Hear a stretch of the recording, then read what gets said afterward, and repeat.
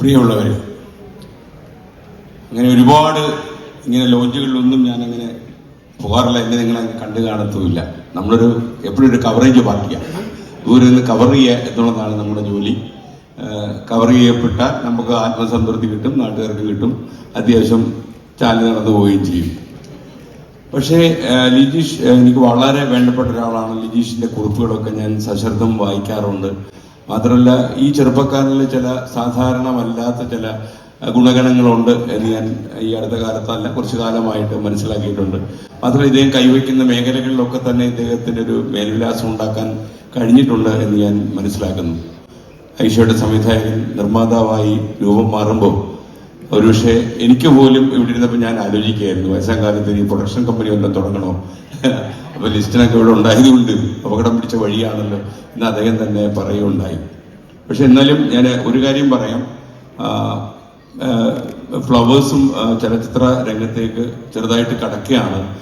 നമ്മളിപ്പോൾ ഈ അമരം ഈ ഉടനെ തന്നെ റിലീസ് ചെയ്യുകയാണ്. അത് ബാബു തിരുവല്ലയുമായിട്ട് ചേർന്ന് ഫ്ലവേഴ്സാണ് അത് ചെയ്തിരിക്കുന്നത്. നവംബർ ആദ്യം അത് തിയേറ്ററിലെത്തുന്നത് റെഡിയായിരിക്കുകയാണ്. അത് അപ്പം എന്തെങ്കിലുമൊക്കെ മലയാള സിനിമയിൽ ചെയ്യാൻ നമുക്കും താല്പര്യമുണ്ട്. മലയാള സിനിമയ്ക്ക് ഒപ്പം ഒഴുകാനാണ് നമ്മുടെ ഈ ശ്രമം. ഇനി ഈ പ്രേംപാറ്റ എന്ന സിനിമ എനിക്ക് തോന്നിയ പോലൊരു സംശയം എനിക്കുണ്ട്. ഈ പൂമ്പാറ്റയുടെ ചേട്ടനാണോ പ്രേംപാറ്റ എന്ന് എനിക്ക് ആദ്യം തന്നെ ഡൗട്ട് തോന്നിയത്. എന്തായാലും ലിജീഷ് കുമാർ എഴുതുന്ന കഥയായതുകൊണ്ട് അതിനെന്തെങ്കിലും ഒരു പ്രത്യേകത ഉണ്ടാകും എന്ന് ഞാൻ മനസ്സിലാക്കുന്നു.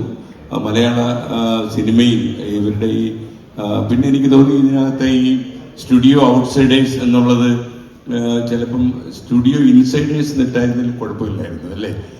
പക്ഷെ ഇവര് പുറം വാതിൽ ചിത്രീകരണത്തിന് പോകുന്നവരായതുകൊണ്ടാണോ ഇനി പുറത്തുള്ള ഈ ബാക്ക് ബോർഡുകളെ അകത്തേക്ക് ക്ഷണിക്കാനായതുകൊണ്ടാണോ എന്ന് എനിക്കറിയില്ല.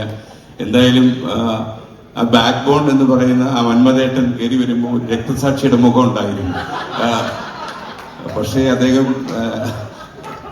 വളരെ ഉല്ലാസത്തോടെ ചിരിച്ചിന്ന് ലാൻഡ് ചെയ്തേ ഉള്ളെന്ന് പറഞ്ഞു. അദ്ദേഹം മലയാള സിനിമയിലേക്കാണ് ലാൻഡ് ചെയ്തതെന്ന് ഞാൻ മനസ്സിലാക്കുന്നു. അദ്ദേഹത്തിന് നല്ല ദിവസങ്ങൾ ഉണ്ടാകട്ടെ എന്ന് ഞാൻ ആത്മാർത്ഥമായിട്ട് ആശംസിക്കുന്നു. ഈ മന്മഥേട്ടനെ എനിക്ക് ശരിക്കും അറിയത്തില്ല കേട്ടോ. ഞാനിവിടെ ഈ ബാക്ക് ബോൺ എന്ന് കേട്ടപ്പം എല്ലാ പരിപാടിക്കും ഒരു ബോൺ വേണമല്ലോ എന്നുള്ളത് കൊണ്ട് ഞാൻ ആസ്വദിച്ചു പോയതാണ്. അതല്ല, ആമിർ അദ്ദേഹത്തെ നോക്കി ഒരു ചിരിയും ചിരിക്കുന്നുണ്ടായിരുന്നു. അതുകൊണ്ട് ആ ചിരിക്ക് നമ്മുടെ ഹരികൃഷ്ണൻ സിനിമയെ പറഞ്ഞൊരു 100,000 അർത്ഥമുണ്ട് എന്ന് ഞാൻ മനസ്സിലാക്കുന്നു. അദ്ദേഹത്തിന് എല്ലാ ആശംസകളും. അപ്പൊ ഈ ആമിറിനും അതുപോലെ ലിജീഷിനും നല്ല ഒരു ഒരു ഒരു സൃഷ്ടിയാകട്ടെ. രഞ്ജിനി പറഞ്ഞതുപോലെ നമ്മുടെ ലാലേട്ടനും ഒക്കെ സിനിമയിൽ ഇപ്പോൾ ദേശീയ തലത്തിൽ വളരെ ശ്രദ്ധ നേടുന്ന ഒരു കാലമാണ്. മാത്രമല്ല, എന്നെയൊക്കെ വളരെ അഭിമാനത്തോടെ അല്ലെങ്കിൽ സന്തോഷിപ്പിച്ച ഒരു കാര്യം, നമ്മൾ ആ ദേശീയ പുരസ്കാരം കണ്ടുകൊണ്ടിരുന്നപ്പോൾ ഷാരൂഖ് ഖാൻ എന്ന് പറയുന്ന ലോകം അറിയുന്ന ഏറ്റവും വലിയ നടൻ പോലും നമ്മുടെ മോഹൻലാലിന്റെ മുന്നിൽ വല്ലാതെ ചുരുങ്ങി പോകുന്നത് നമ്മൾ കണ്ടു. അവിടെ എല്ലാം അടിമുടി നിറഞ്ഞിരുന്നത് മോഹൻലാലായിരുന്നു. മാത്രമല്ല, നമ്മുടെ വാർത്താവിതരണ പ്രക്ഷേപണ മന്ത്രി അശ്വിനി വൈഷ്ണവ് നിങ്ങളൊരു ഉഗ്രൻ നടനാണ് എന്ന് പറയുമ്പോൾ അതിനൊരുപാട് അർത്ഥങ്ങളുണ്ട്. വാർത്താവിതരണ വകുപ്പ് സെക്രട്ടറി IAS ഓഫീസർ അദ്ദേഹത്തിന് ലാലേട്ടാന്ന് വിളിക്കുന്നു. അങ്ങനെ ഇന്ത്യ മുഴുവൻ ഈ മലയാളത്തിന്റെ അഭിമാനമായി ലാല് കത്തിജ്വലിക്കുമ്പോൾ ഓരോ മലയാളിക്കും രോമാഞ്ചം ഉണ്ടായി കാണുമെന്നാണ് ഞാൻ വിശ്വസിക്കുന്നത്. മാത്രമല്ല, ഈയിടെ കുറച്ചു കാലം മുമ്പ് ഒരു 4-5 മാസങ്ങൾക്ക് മുമ്പ് ഞാനൊരു യാത്രക്കിടയിൽ ഒരു കൊറിയക്കാരനെ പരിചയപ്പെട്ടു. അപ്പം അയാൾ എന്നോട് ചോദിച്ചു, ഞാൻ മലയാള സിനിമകൾ കാണാറുണ്ട് എന്ന് ഈ കൊറിയക്കാരൻ എന്നോട് പറഞ്ഞു. ഞാൻ ആദ്യമായിട്ട് മുഖത്തേക്കൊന്ന് നോക്കി. ഈ വിവർത്തനം വളരെ എളുപ്പമായ ഒരു കാലത്ത് ആണ് നിൽക്കുന്നത്. അയാൾ എന്നോട് ചോദിച്ചു, how is your Fahadh Faasil എന്നാണ് ചോദിച്ചത്.